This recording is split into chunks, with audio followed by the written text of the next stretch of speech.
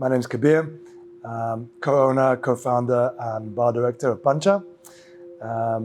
This is my place. We built this in 2019. My name's Rafa. I'm the executive chef here at PANTJA. The people and our friends who brought us together, they saw the opportunity of Kabir, who's extremely talented behind the bar, and from us hanging out and me cooking, pretty casual food, thought that these guys need to know each other. They pretty much invited us to a hangout or a barbecue where I was going to cook, and Kabir make some cocktails and just really vibe and see the energy in the air between us, and that's really what took off. We both realized the desire to kind of build something. So it went from me building a bar into us building a restaurant and bar.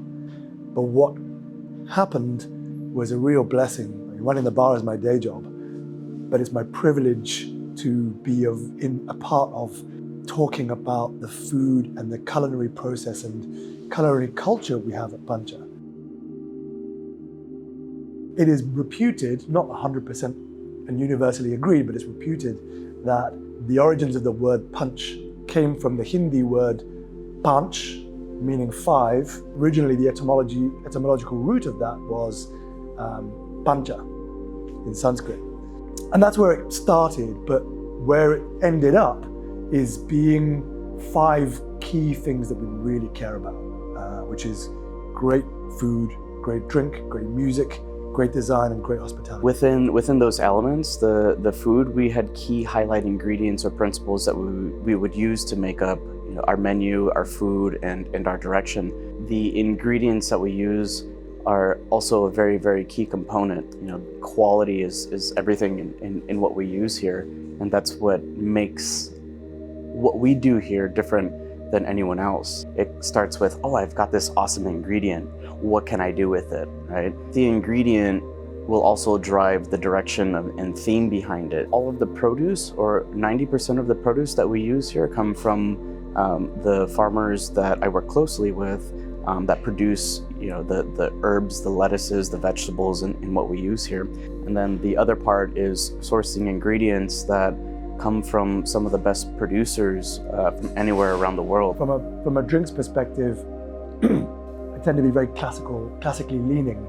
So PANTJA is kind of like an emblem for that historical or lesser known ways of drinking. The current cocktail menu is built around 5 different categories of drink, which help to kind of classify how to make it easy to drink almost.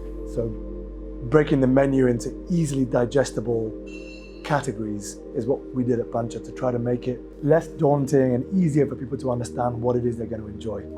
So for that reason, we've got the punch section, we've got spirited and stirred, which is your old-fashioned Negroni style drinks.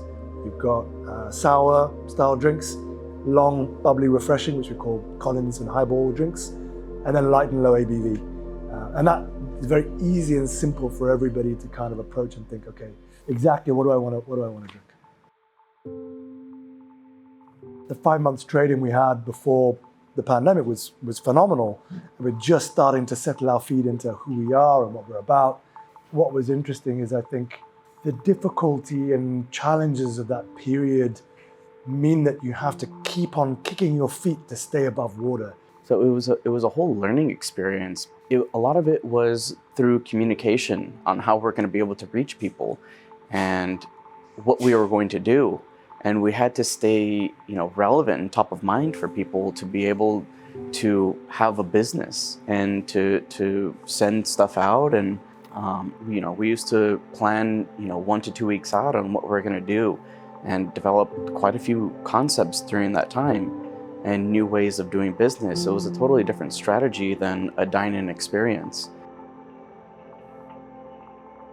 When you're in the mire, you don't realize what's happening, and then it takes a little bit of time to look back and reflect and think, oh, well, actually we did quite a lot of stuff, and we learned a lot on the journey, and we're probably more resilient as an outcome, as a result. I don't ever want to go back there.